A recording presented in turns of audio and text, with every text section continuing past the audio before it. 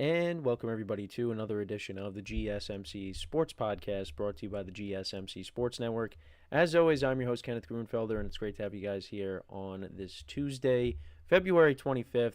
We have a lot to cover on the show today. Before I get into all that, just want to remind you guys, as always, to tip or donate and get your comments recognized. Make sure to hit that super chat button in the chat if you want to see me acknowledge any thought or comment you may have throughout the live broadcast. It makes the show more lively, more entertaining, between myself, the host, and you guys, the viewers. We appreciate your guys' viewership each and every day, so any contribution you can make to the show means the world to us as we put out content for you guys each and every day. And also, the other way to help out the show is by going to the link at the bottom of the show segment on the ticker, GSMCPodcast.net.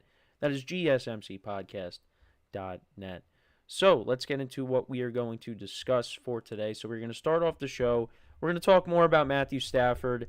There was a report out there that included 4 possible destinations for him, 4 teams that supposedly have interest in acquiring him if he is indeed traded. So we'll talk about them and which landing spot would be the best for him. In the second part of the show, we'll talk about Giancarlo Stanton of the Yankees. So pretty much confirmed that he's going to be out indefinitely, dealing with elbow soreness in both elbows. And we'll talk about the impact of that on the team. We'll also get into talking about Joel Embiid and whether or not the Sixers should shut him down with his latest injury. We'll talk about the Tush push. So supposedly there was a team out there that proposed a ban for it. So we'll get into that as well. And I'll talk about something that I came across on TikTok regarding the Tush push as well. And then in the final part of the show, we will continue our season overviews. In the NFL, we will talk about the Dallas Cowboys and how their season went this season and what they have to do to, get back to the postseason, because it was a disappointing year for them. So that is the rundown for the show. So let's get into the first topic, which is talking about Matthew Stafford and the 4 potential landing spots for him if he does get traded. So there was a report out there that had 4 teams listed. And the following teams were the Giants, the Steelers. My graphics aren't working today, so I guess we're not going to be doing that. So, so the Giants, the Steelers, the Browns, and the Raiders. Now, when you look at those 4 teams, there's maybe 1 or 2 that I look at and say, okay, that would be a team, if you look at the team, you could win with that team. And they could be a playoff team. And right now, I would say that about the Steelers, and I would throw the Browns in there as well. Because the Browns, the polar opposite happened for them in 2024, comparing it to 2023, right? You had so many different quarterbacks that you had to go through. You had Joe Flacco come in and, they rode him into the playoffs. They rode the magic carpet ride into the playoffs. And then last year, the opposite happened. Deshaun Watson was not playing well, gets hurt. You put in Jameis Winston, and, at times he provided a spark. I was at that great game that he had against the Ravens. But he was a mixed bag. And then you also put in DTR, and he really wasn't that good. But the Browns, as long as they don't trade Myles Garrett, like if they trade Myles Garrett, then I'm out. Then why are you trading for Matthew Stafford then? But, I like some of the pieces they got on offense. If they could just... The problem is the offensive line has been banged up over the last couple of seasons, and you really don't want that offensive line to be a weakness of the team if, let's say, you did bring in Stafford. Because Stafford had those problems in L.A. Now, they were able to overcome it, of course. But if you're acquiring an older quarterback, you need to make sure that he is well protected. Because if he's not, it's not going to work. But Jerry Jeudy had a good year. David Njoku is a solid tight end. You get some other weapons in there, and we'll see what they end up doing with the running back position, because I don't think Nick Chubb is coming back. That could work, and you still got a defense that's solid. And then for the Steelers, similar things to say about them. Good defense. You got decent weapons on the offensive side, but, the offensive line, although not really. Well, I think they did suffer injuries on the offensive line, but they have a relatively young offensive line, and it's still a work in progress. So bringing in Stafford, behind that shaky line might not be great, but if it works out, that helps out the Steelers. I think, even though he's a couple years older than Russell Wilson, I think Matthew Stafford is playing better ball than Russell Wilson is. So it would be some sort of an upgrade. But I apologize, camera. I talked about Russell Wilson, and now you see the yellow glow around me there. So, yeah, no, it's interesting. And then you look at the Giants and the Raiders. Now, I'm going to be honest. I would probably rank the Giants last. If I were to do a ranking, I would put the Giants last right now. Then I'd probably put the Raiders. Actually, well, I put the Steelers at 1. The Browns and the Raiders are you could kind of flip-flop them. The Raiders, it would be a good spot for him because it's indoors and Pete Carroll is there. And supposedly Tom Brady could be a heavy influence once again on trying to get Stafford. And I thought that was interesting because, you don't really hear anything about them being interested in Aaron Rodgers. So I guess Tom Brady, kind of figures, Aaron Rodgers is probably done. We shouldn't really try to go out and get him. But, we'll see. But the reason why I'd probably rank the Giants last is just because they're not a team that, it's the same thing with the Raiders too. But at least with the Raiders, I like the direction that they're going in. Bringing in Pete Carroll, and you got Tom Brady, who, was a factor in bringing in Pete Carroll. But the Giants, I just, after what happened last year, I'm just not, I would stay away. Now, as a Giant fan, I would love to get Matthew Stafford. That would be great. Because it would give Giants fans some optimism, some sort of optimism going into next season. That, hey, we have a quarterback for next year. Now, it might not be for an extended period of time. You might only have him for a couple of years. But at least it would make football watchable again for the Giants, at least, in theory, until they take the field and, Stafford has no time to throw. But, you could say, well, look at the Giants. He'd be throwing to Malik Neighbors and, Tyrone Tracy'd be running the football and Andrew Thomas would be back. You'd have a left tackle. I get it. But the Giants were just, and the Browns were a mess too. I get it. But I feel like the Browns, with their roster, you probably take their roster over the Giants roster at the moment. Again, because you also got Myles Garrett.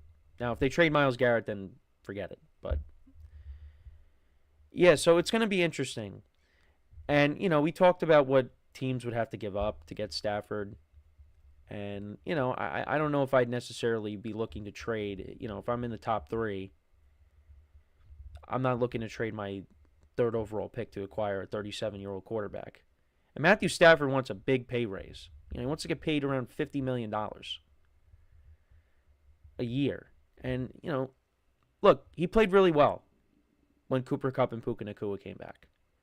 But you want to give up draft picks, an exorbitant amount of draft picks, get this 37-year-old quarterback, pay him $50 million, and there's a possibility he could fall off at any time.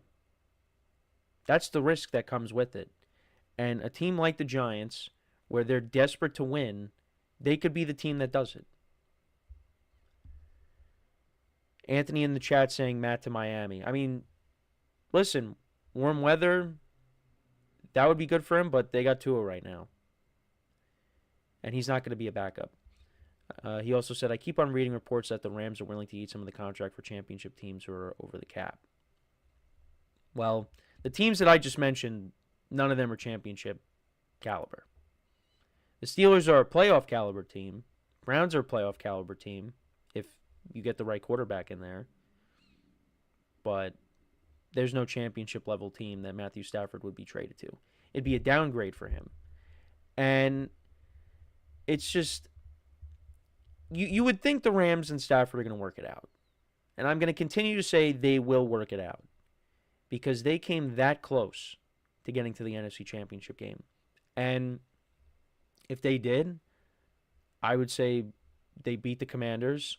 It would be a very close game, I think, but they beat the Commanders. And you saw what Philadelphia did to the Chiefs in the Super Bowl. You don't think with the young guys that the Rams drafted and how their defensive line has been playing and the problems that they were giving Jalen Hurts and that offensive line in the divisional round, you don't think they could have did the same thing to Mahomes and the Chiefs? I don't think they would have blown out the Chiefs, but that would have been a competitive game as well. And I think the Rams, you could have looked at them as maybe being Super Bowl champions if they would have got past Philadelphia. They gave the Eagles a run for their money in the divisional round. And Stafford played well. If it didn't snow, who knows what happens in that game. But we can't be playing hypotheticals. We could play that game all day long. Eagles won that game. Eagles won the Super Bowl. But they came that close. If Jalen Carter doesn't sack Stafford there, who knows? Who knows? But let me know what you guys think, though, about these potential landing spots. Again, there's positives for every single one, but for some of them, there's more negatives than others. The Raiders, they might not have the best roster in place right now, but I think, with the head coach there, the ownership group, the environment, it could be appealing. You're still, out west. The Giants, it wouldn't be good for him. It'd be great for Giant fans to be like, hey, we got Stafford. But it also depends on what they would give up. But I think in terms of who has the better rosters, the Browns and the Steelers. And I'd probably rank the Steelers at number 1. So that's kind of where I'm at. I still think he's going to stay with the Rams, but let me know what you guys think. What would be the best landing spot for him out of these 4 teams? Anthony also in the chat before we go to break. I think some of these quarterbacks that used to be added or used to be at an elite level, I guess Stafford need to tone down their ego and realize they're not where they used to be. He might need to be a backup. Seattle will be, well, they're not going to trade him within the division if they were to trade him. I don't think he needs to be a backup. I think he still can be a starter. He played really well once Puka Nacua and Cooper Kupp came back. He does not need to be a backup. If he's going to be traded, he's going to be a starter. So we'll see what happens. But let me know what you guys think about all of this in the comments. So we are going to take our first break, and then when we come back, we will talk about the Yankees. We'll talk about Giancarlo Stanton. So he's going to be ruled out. He is ruled out indefinitely, basically. And we'll talk about the impact of that injury and how it, will affect the Yankees going forward. So with that being said, stick around, and we'll be right back here on the GSMC Sports Podcast. I feel like I'm losing my mind. Is everybody in the world blind? Please, Lord, give me a sign, a sign. I feel like I'm losing my mind. Is everybody in the world blind? Please, Lord, give me a sign, a sign. I wanna be the greatest. Everybody on the fake shit. I look around and feel like everybody is the fakest. I make this every day and I'm impatient, hoping one day I blow up from the basement. Statement, the top is so vacant. I don't hear shit that I think is amazing. Waiting for my day when I'm playing sold out shows for 1,000 faces. Hey, give me that crown, get in my way and to be put down. It ain't your place, all this my town. If I want that shit, then I'll get it right now. I'm losing it, the noose it fits. I'm losing shit, a stupid myth. You choose to live or choose to dip. You choose to fight or lose your grip and lose a gift. I feel like I'm losing my mind. Is everybody in the world blind? Please, Lord, give me a sign, a sign. I feel like I'm losing my mind. Is everybody in the world blind?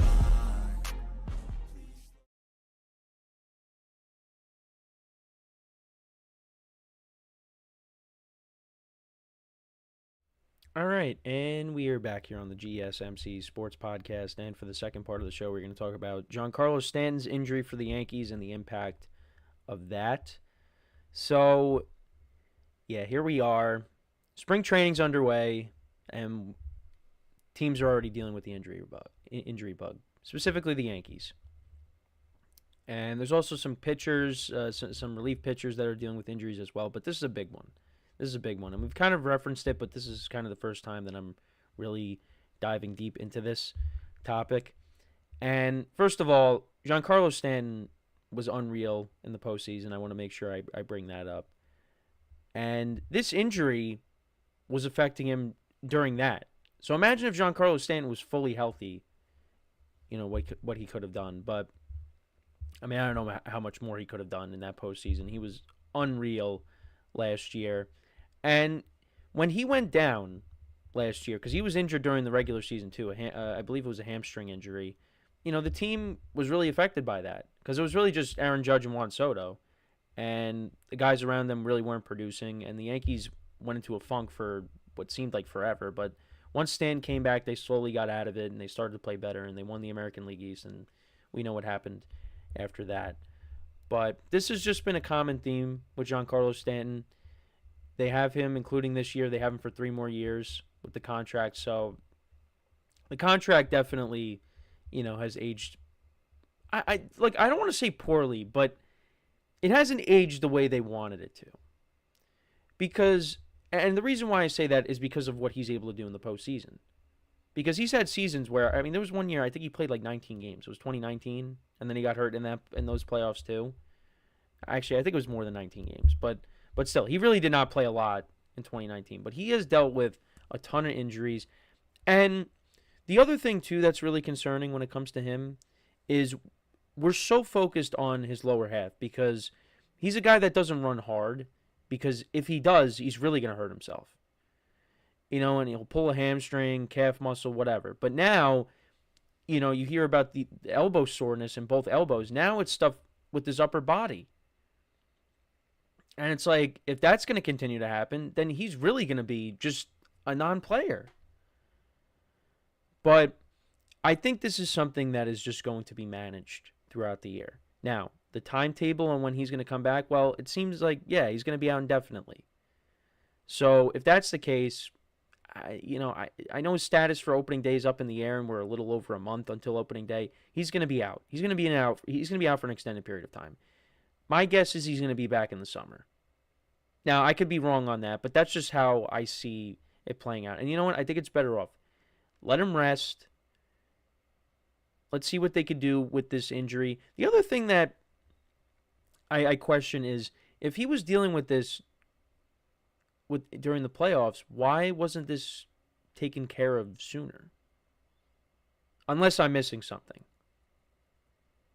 Like, if you're playing hurt, wouldn't you want to make sure that this is taken care of before the season starts?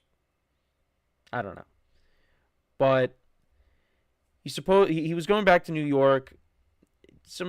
Aaron Boone said it was a personal issue, but then you got reports saying that he was going for more tests. So who knows? The way the Yankees handle their injuries sometimes, and the way they talk to the media, they're very cryptic about things, and I just don't know why. But then you could also say, well, they don't want everybody to panic or whatever. I don't know. Anthony in the chat said, I could have warned the Yankee fans that Giancarlo was going to continue to get injured because as both the Yankee and Marlins fan, I've experienced from both sides. He couldn't stay healthy in Miami.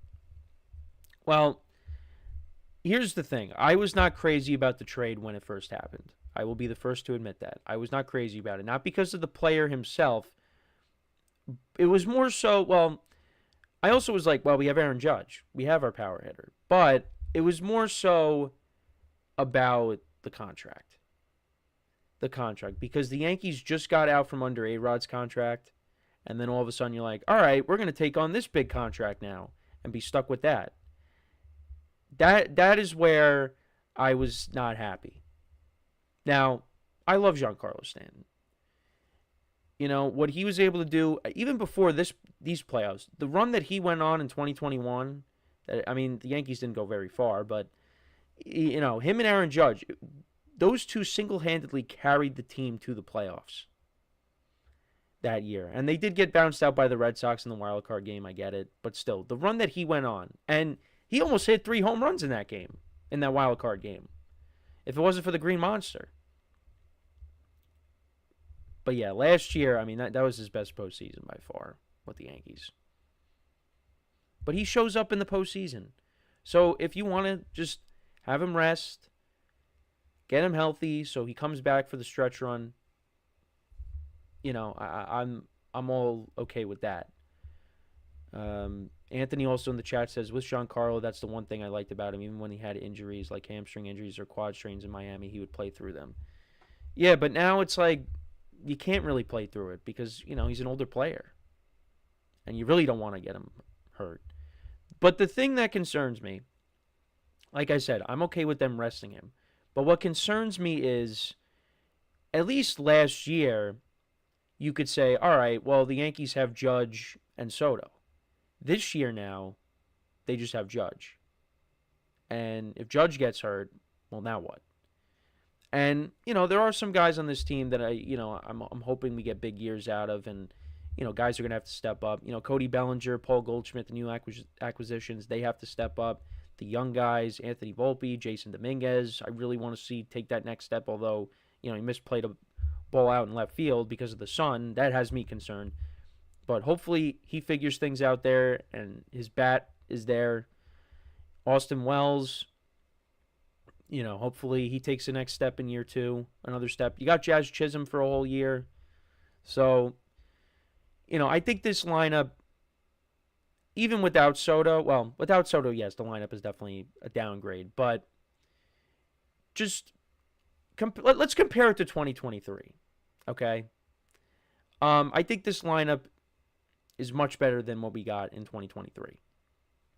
So, without Stanton, I think they'll be able to pick up the pieces and figure it out.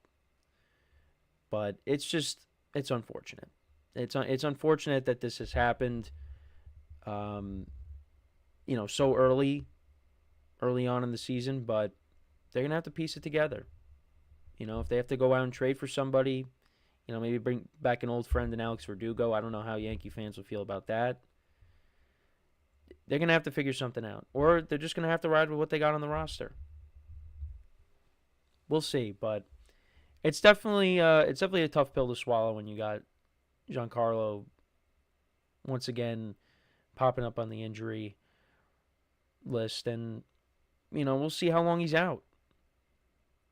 But I'm not going to sit here and say the Yankees are in trouble, but I already was going into this year having some concerns about the lineup, and now if Stanton's out,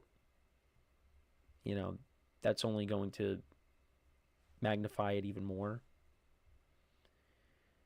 And it's funny how last year, there was all this talk about Stanton and how, if he doesn't play well, he could find himself on the bench.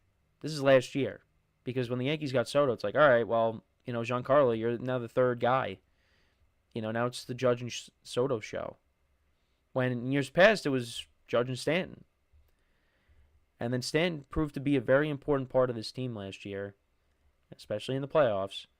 And now you go into this year, and it's back to being the Judge and Stanton show. And now Stanton's out, and it's like, oh no, if we don't have Stanton, we're in trouble. But, we'll see what happens. I think the Yankees have the pitching, and I think they'll hit enough where they will keep themselves in a good position until they get Stanton back. I love the pitching going into the year.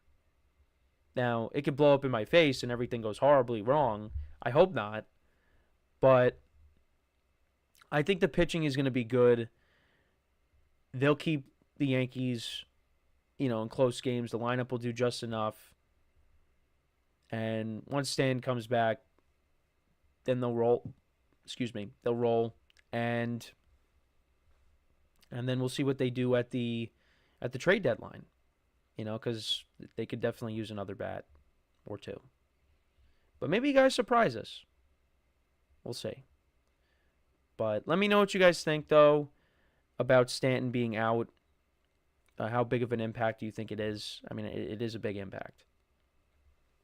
And I really wish, he could stay on the field, but that's just how it is, and they're going to have to manage this for the next few years. You just hope that he doesn't completely break down, because this is a sign that, you're already dealing with injuries. You've dealt with a ton of injuries to your lower half. Now you're dealing with injuries with your upper half, and the Yankees still got 3 years left with Stanton. You don't want this to become a Jacoby Ellsbury situation where, he just disappears. And the one thing you got to love about Stanton is he takes his licks. Every time fans call him out for getting hurt, he gets booed and things like that, he handles it with class. He has handled the pressure of playing in New York admirably. And I really give him a lot of credit for it. Because there are players that wouldn't be able to handle it. He does handle it. And, for the real Yankee fans, not the ones that call into these radio shows and complain, but the real Yankee fans appreciate Stanton and love him. And, hopefully, he's able to come back and, help the Yankees try to, win a championship this year. Get back to the World Series. There's not that much time left with him. And Aaron Judge is getting older too. So, this is a big year for them. And we'll see if maybe they get it done even after losing Juan Soto, who homered over the weekend in his first at-bat as a Met in spring training. Similar to what he did last year with the Yankees in his first at-bat. Or not his first at-bat, but his first game. He didn't homer in his first at-bat, but he did homer in his first spring training game with the Yankees. So, we'll see. But, yeah, let me know what you guys think about the Giancarlo stuff in the comments. So, we are going to take our next break. When we come back, we'll talk about another player that is injured, moving on to basketball, and that is talking about Joel Embiid. So with his latest injury, should the 76ers shut him down for the rest of the season? We'll talk about that when we come back. So with that being said, stick around, and we'll be right back here on the GSMC Sports Podcast. Looking for your daily fix of sports talk without having to pay for it? GSMC Sports Network is available on YouTube. Just search GSMC Sports Network. Get your fix of daily sports talk shows on YouTube, absolutely free. NFL, college football, NBA, MLB, MMA, UFC, fantasy football, and so much more. GSMC Sports Network has shows running all day long, with new sports shows starting every 2 hours. Just like on your favorite cable sports channel, except GSMC Sports Network is absolutely free. Just search GSMC Sports Network on YouTube to catch one of your new favorite shows, like the GSMC College Football Podcast, Chip Shot Football Podcast, Hoops and Heels Women's Sports Podcast, GSMC Basketball Podcast, and so many more. Check it out for yourself. GSMC Sports Network, now available on YouTube absolutely free. Search GSMC Sports Network on YouTube right now.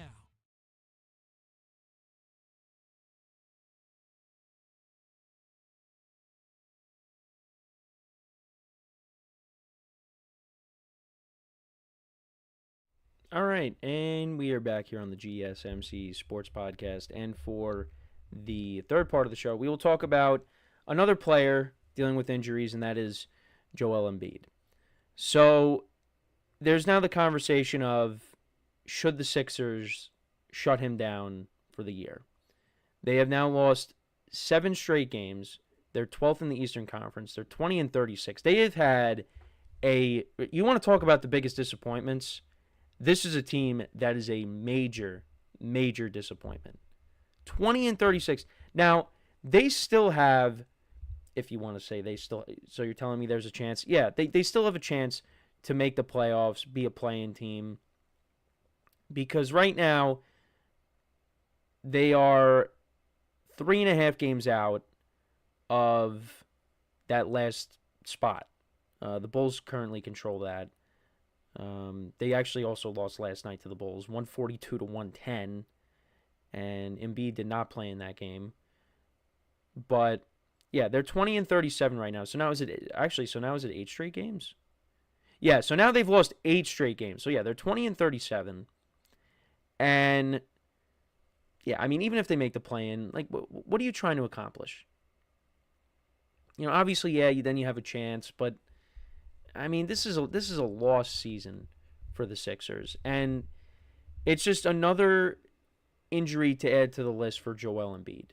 He's a guy that's been injured a ton of times over the course of his career, and I was watching a little bit of Jeremy Lapidus' show, a fellow sports host here on the network, and he basically broke down all of the injuries that Embiid has suffered, and it is a long list of injuries.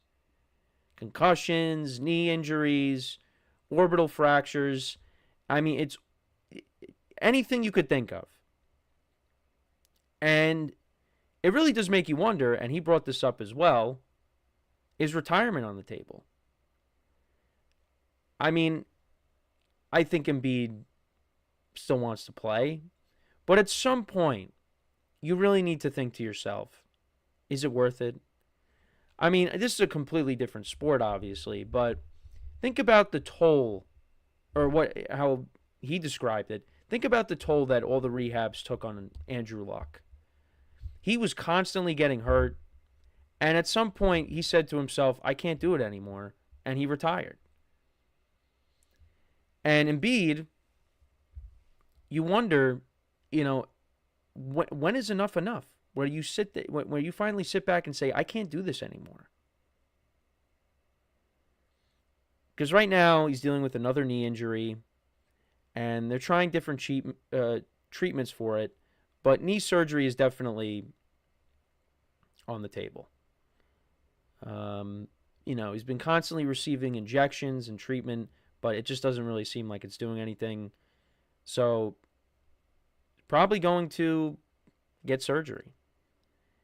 And he's only suited up for 19 games this season. And on the season, if we take a look at his stats on the season, so yeah, 19 games, he's averaging 23.8 points per game, 8.2 rebounds, 4.5 assists. But again, in limited action.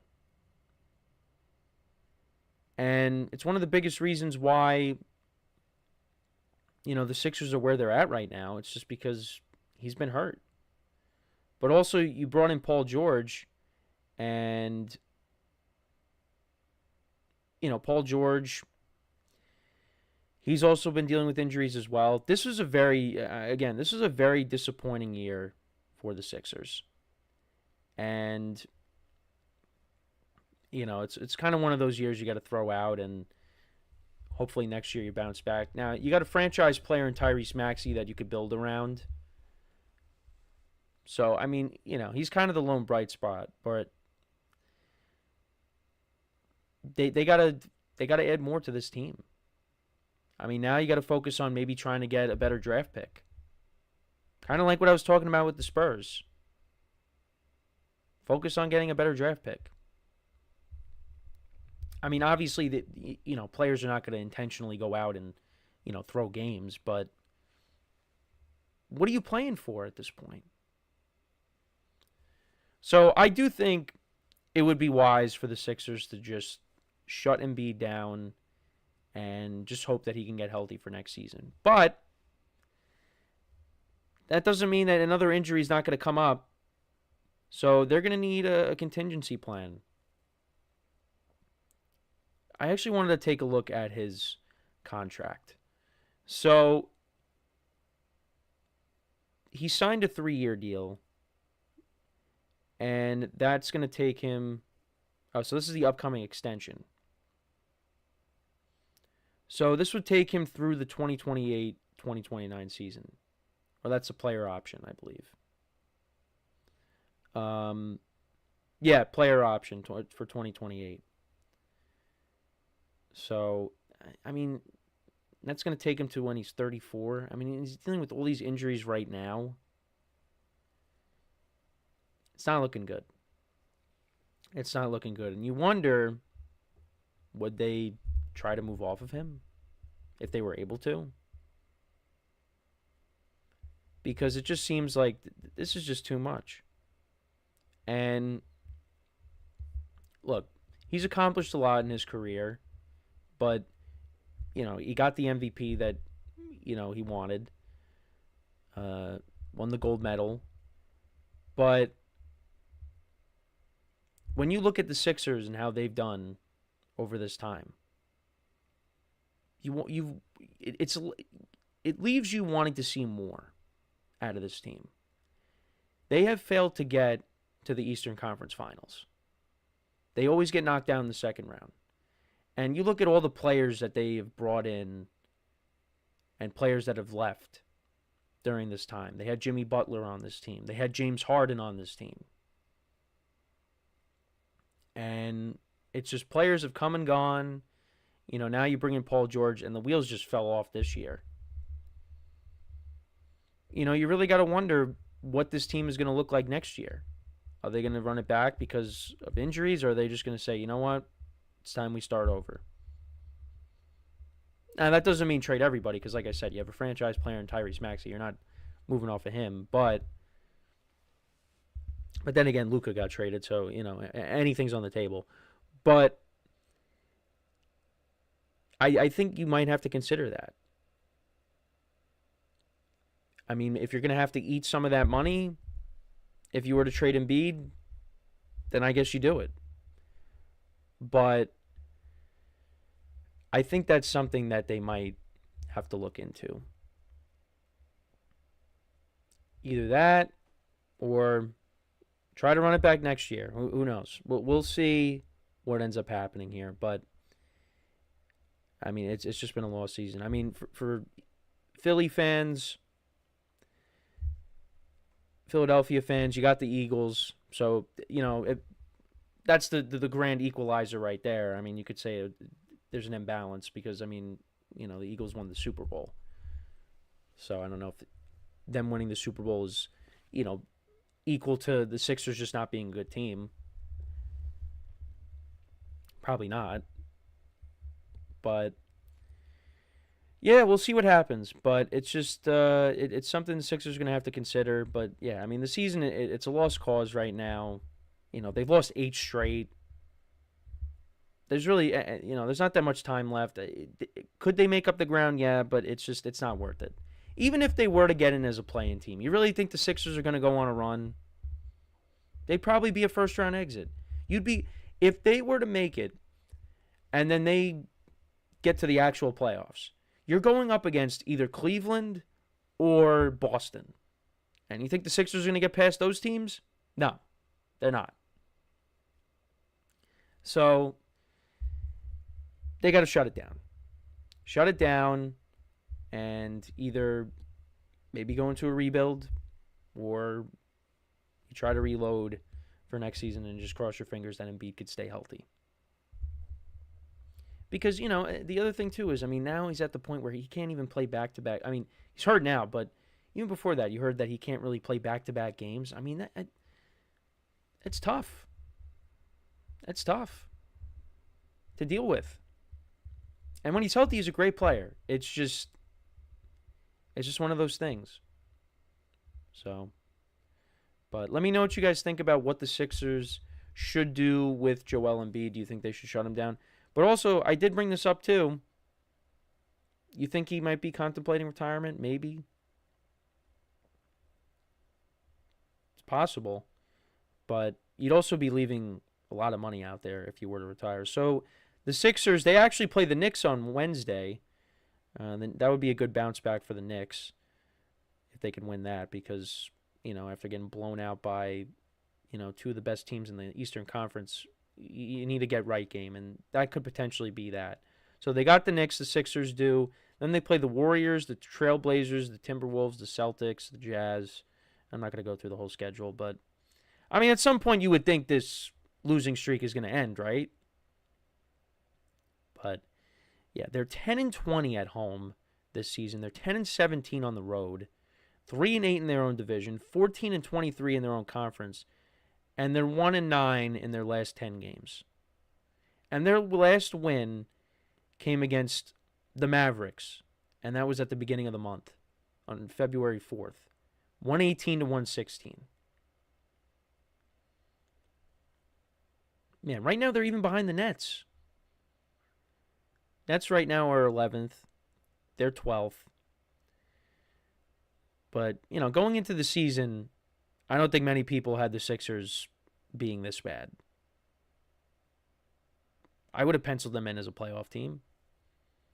Because that's what they've been. They've been consistently making the playoffs every single year. But now, like I said before, the wheels just have completely fallen off. So, but we'll see what they end up doing. Let me know what you guys think about the Embiid situation in the comments. So when we get back from our next break, we will talk about the Packers wanting to ban the Tush Push. They were the NFL team that proposed the ban. And I wanted to get into that conversation and talk about that when we come back. We have Anna in the chat saying, "What's up? What's up? How's it going?" So we will talk about everyone's favorite thing in the NFL, and that is the Tush Push, and whether it should be banned or not. So, with that being said, stick around, and we'll be right back here on the GSMC Sports Podcast.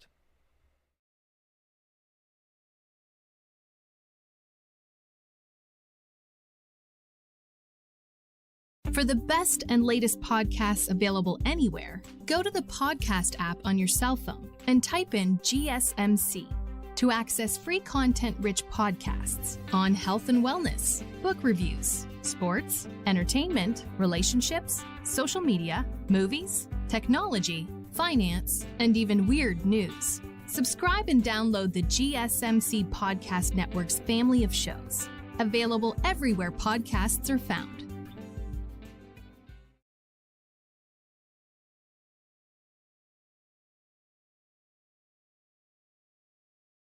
All right, and we are back here on the GSMC Sports Podcast, and for the fourth part of the show, we are going to talk about the Packers being the team that wants to ban the Tush Push, the brotherly shove, whatever you want to call it. The Eagles don't call it that, but they won't tell you what they call it. But they're the team that wants it to be banned. Anna also in the chat says, "Is this your favorite game?" Football is my favorite sport, if that's what you mean, but I didn't really know what you meant by that. Anyways, so yeah, there was a report out there that an anonymous team reached out to the NFL and proposed a ban on the Tush Push, and then it came out that it was, in fact, the Packers, which is not a good look because the Packers lost to the Eagles twice in the 2024 season. They lost to them in Week 1, and then they lost to them in the playoffs. So the Eagles started the Packers season off with the loss, and then they ended the Packers season off with the loss as well. So the Packers did release a statement on it. I wanted to see because I think there was a quote from Mark Murphy. I'm trying to see, or from someone affiliated with the Packers. I wanted to see if so it was from Mark Murphy. And he basically said, "There is no skill involved and is almost an automatic first down on plays of a yard or less. I would like to see the league prohibit pushing or aiding the run." Also, Sean McDermott said, "The way that the techniques that are used with the play, to me, have been potentially contrary to the health and safety of the players. I have to go back through, in fairness to the injury data on the play, but I just think the optics of it, I'm not in love with it." There's a lot of individuals that are not in favor of it, and I will be honest, I did think it was a little bit ridiculous in the championship game where, something that I never heard of, because the Commanders were jumping off offsides so many times when they were near the goal line late in the game, the official said, "Well, we can award Philly with an automatic score," which I never heard. Now, it's obviously got to be part of the rules because otherwise they wouldn't have said that, but it's just, you would have thought they just pulled that out of their pocket and said, "Yeah, here's a new rule. If you keep doing this, we're just going to give the Eagles a touchdown." I would have been interested to see how they would have scored that had they granted the Eagles an automatic score. But needless to say, look, the Eagles are successful with it because the Eagles have the personnel that can do it the best. When you see, the Bills, they tried running it several times in the championship game against the Chiefs, and Then we ended up having one of the most controversial calls for the entire season, really, is did Josh Allen get the first down or did he not get the first down? Well, if, you had how the Eagles do it, they would have got that first down. There would have been no controversy. But because it was so close, and you would think with Josh Allen, you'd be able to get that with ease. But for some reason, the Bills just had a problem running that at times. The Eagles are able to do it because they have a top offensive line in football. That's why they're able to do it. And you could tell me otherwise, but that is why they're able to do it.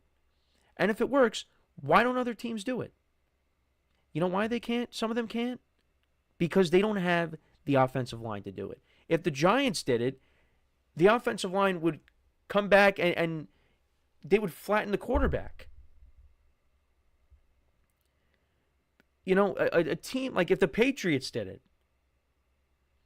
and how bad their offensive line was this year.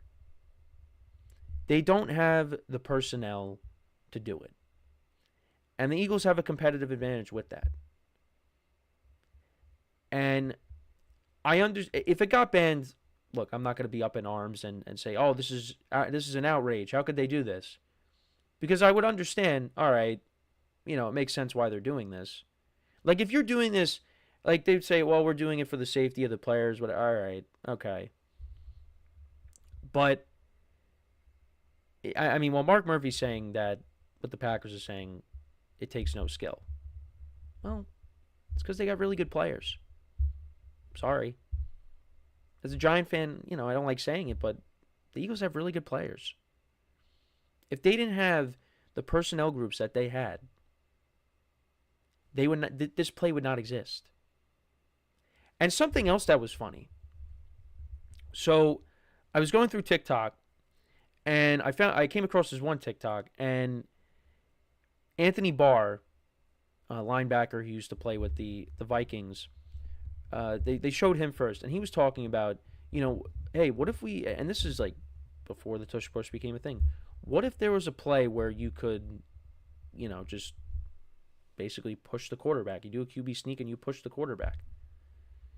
And then all of a sudden, they go to the Colts when Nick Sirianni used to be part of the Colts, and that was during the COVID season when you had Phillip Rivers, and it was like, all right, we're going to take Rivers out, because what they would do is at times they would take Rivers out, you put Jacoby Brissett in, and you run a QB sneak. And was like it was kind of like basically the beginning of the idea of the tush push. And then all of a sudden, Sirianni's now the coach of the Eagles, and here we are. And they keep running that play, and they're not going to stop. They're not going to stop it. And why would you? If it works, there's very few times where it doesn't work. Teams have stopped it. But if it keeps on working, you're not going to stop doing it. So the only way that they're going to stop is if you ban it, which I don't know. I'm indifferent on it, because I do understand why people would want it banned, because it's just, some people are like, this is not football. Because yeah, I mean, you are pushing,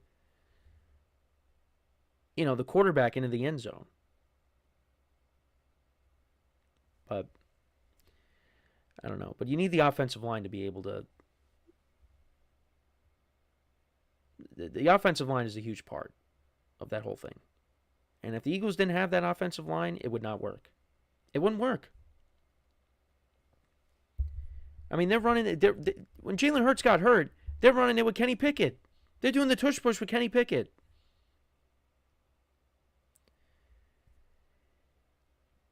Yeah, it's an interesting conversation to be had, but I mean, what are we doing? If it gets banned, so be it.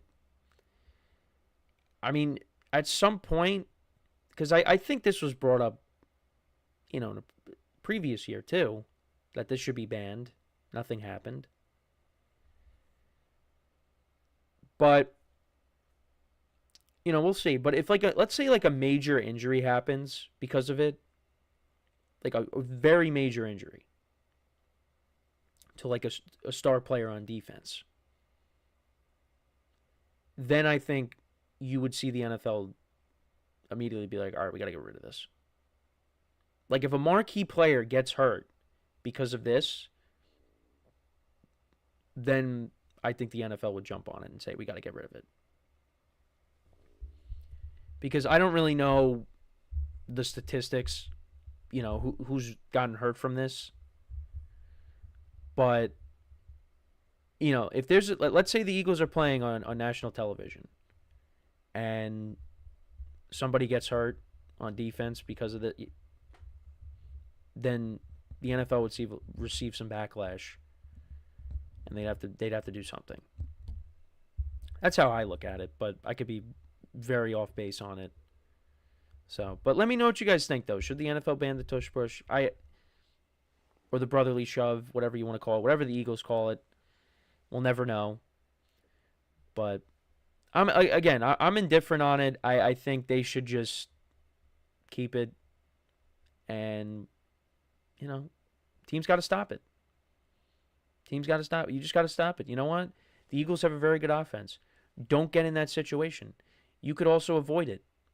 Don't get the Eagles in these short,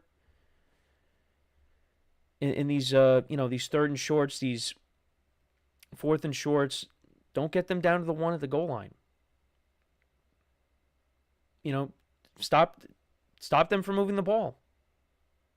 Prevent them from getting it. Have them, kick field goals. Have them, try to score touchdowns from, outside the red zone. And they do that anyways. So there's other ways to work around it. Just got to play better.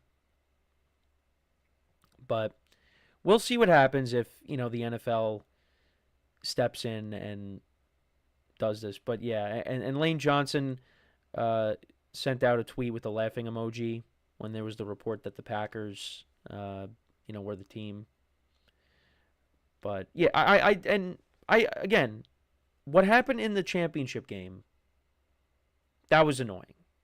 Like if that's gonna happen constantly, then yeah, then that's a problem. But that's the only time where it was really ridiculous, where there was constant penalties.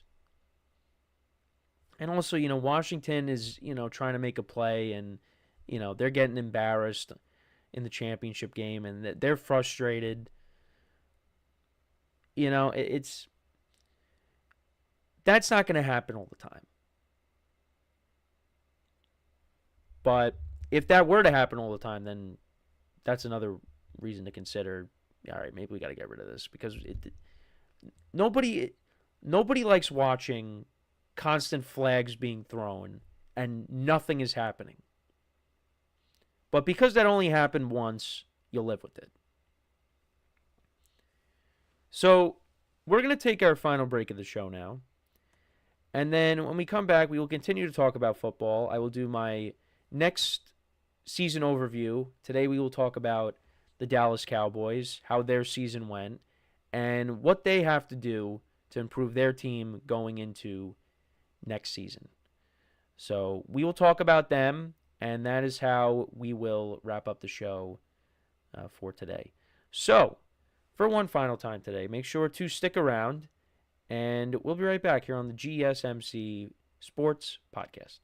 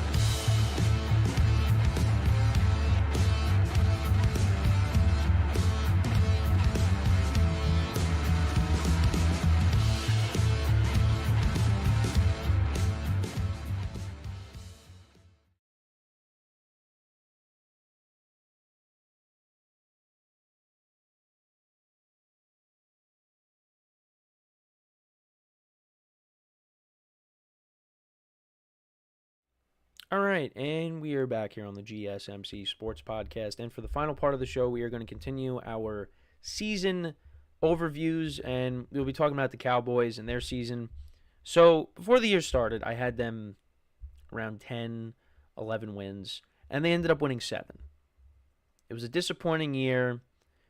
Injuries, guys underperformed, or units underperformed, the defense underperformed, but they got healthier towards the end of the year, and they started to play better. And you thought that Mike McCarthy was going to be the coach, but they ended up letting him go, and Brian Schottenheimer has taken the reins. And, Dak Prescott, after being an MVP candidate in 2023, wasn't the same guy in 2024 and got hurt, had to get surgery. And, now he's going to have to bounce back next year. Cowboys were not a great team when it came to running the football. Rico Dowdle was their lead back. They did bring back Zeke, but he was a disappointment, which you kind of figured. They did sign Dalvin Cook to the practice squad, and, he didn't really pan out. And, they signed Eric Kendricks. They really didn't make a lot of moves in free agency. Jerry Jones was saying how they were all in, and, that really just meant we're just going to be all in on re-signing our guys. And, yeah, it was a disappointing year. The defense, like I said, was really bad at the beginning of the year. I mean, they gave up 40 points to the Saints. Then you had the Ravens come in, and they did almost come back against them, but that was not a good game for them. But, yeah, they couldn't. The defense couldn't stop the run. They were like middle of the pack against the pass, but like against the run, they were not very good. But yeah, they weren't a very good team. They weren't a very good team at running the football. And, CeeDee Lamb was kind of the lone guy at receiver. I know there were guys that made plays. Kevontae Turpin, was very good on special teams for them. And Brandon Cooks was hurt. And then he came back, but, he's not the same player he once was. The Cowboys need to go out and they need to address, quite a few positions. Offensively, it's going to be interesting because now Zach Martin, we talked about this last week, he recently retired, so that's a hole that they're going to have to plug up. You got a couple of young pieces on the offensive line. Guyton replaced Tyron Smith. And I think he was kind of like a mixed bag for them. But that offensive line that they once had, Dak's rookie season and even before that with Tony Romo and DeMarco Murray, the 2014 season, it's all gone now. Everybody's gone. So now it's really going to be a completely new unit going into next year. So I think the offensive line might be, a position that they might address through the draft. I think most of the things that they could really do is through the draft because they really don't have a ton of cap space going into, even with the salary cap going up, they really don't have a ton of cap space. I think they have going into 2025. So they have, they could create cap space, which you figure they're going to do that. But right now, cap space is not looking great. Not looking great at the moment.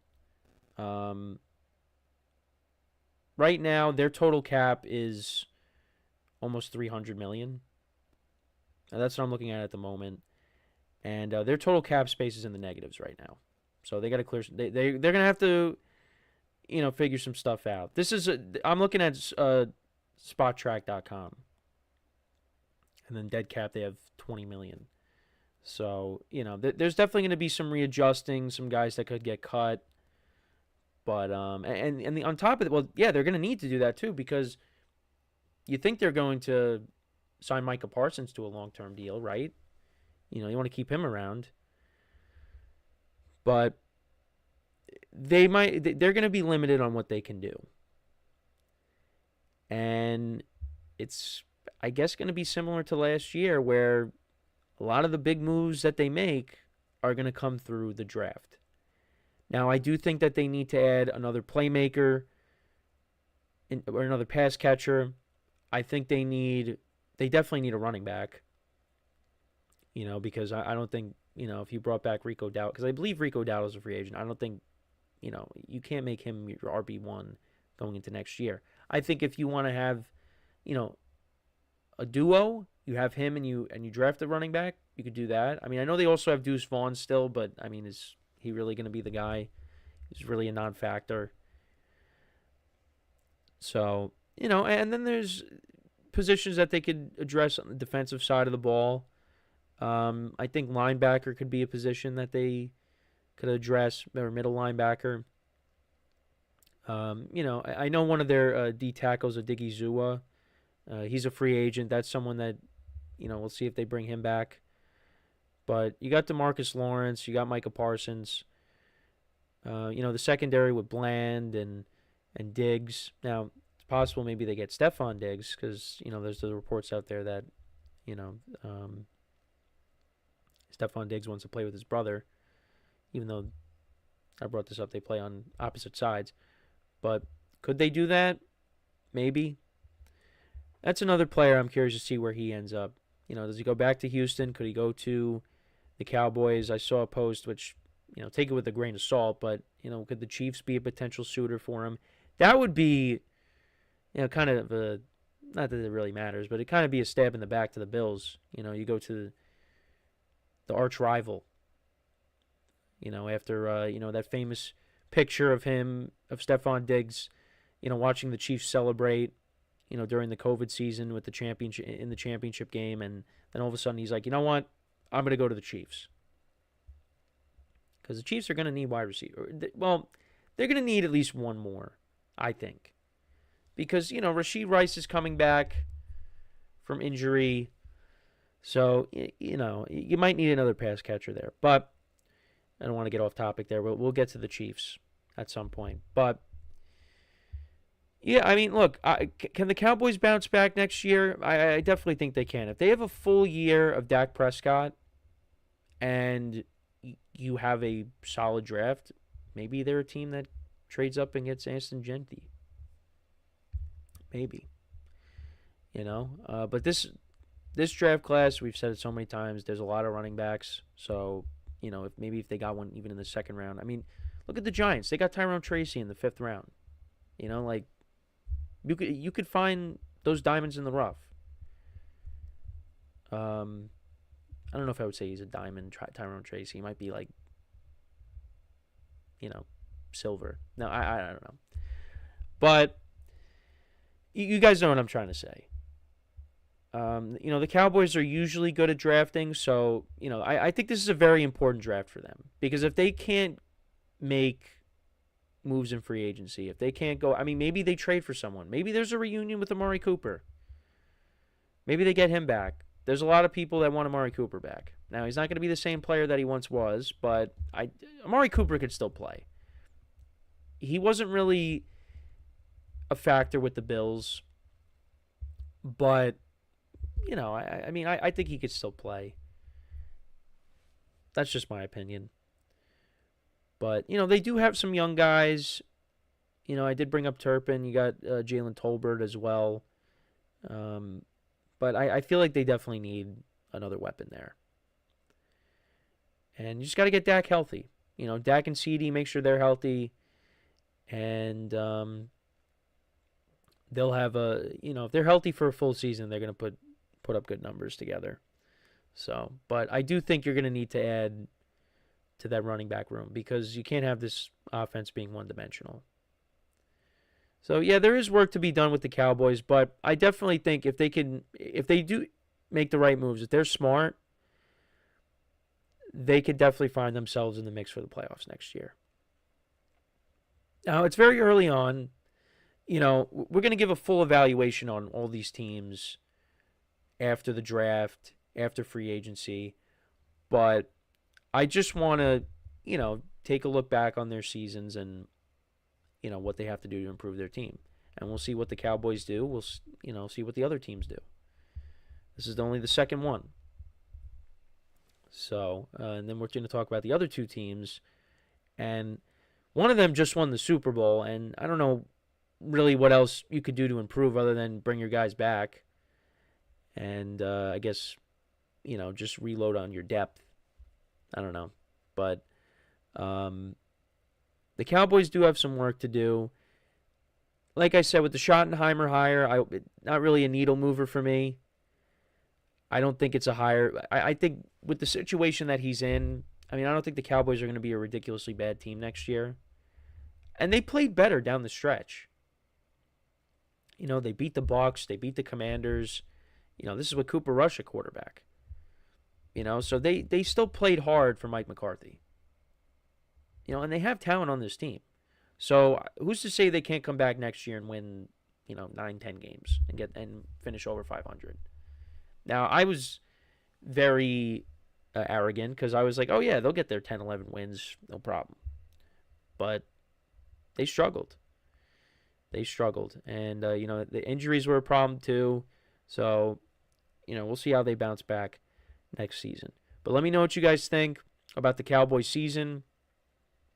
And do you believe that they can bounce back in 2025? But it's going to be a tough division. Very tough division. It's not the NFC least anymore, that's for sure. Well, for the Giants, it's, now they're really the punching bag. But that's my thoughts there, and that's pretty much it for the show for today.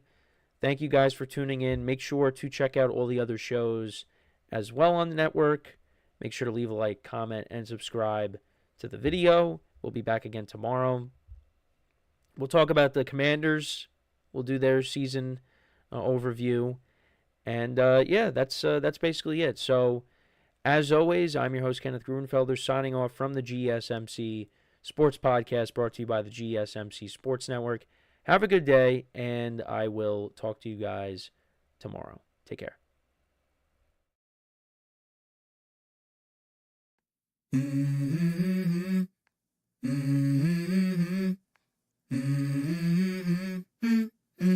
Let's go. I wake up to a little bit of drool on my pillow, feel like it's gonna be a bad day. Yeah, I'm tired of shit, and the coffee ain't hit yet.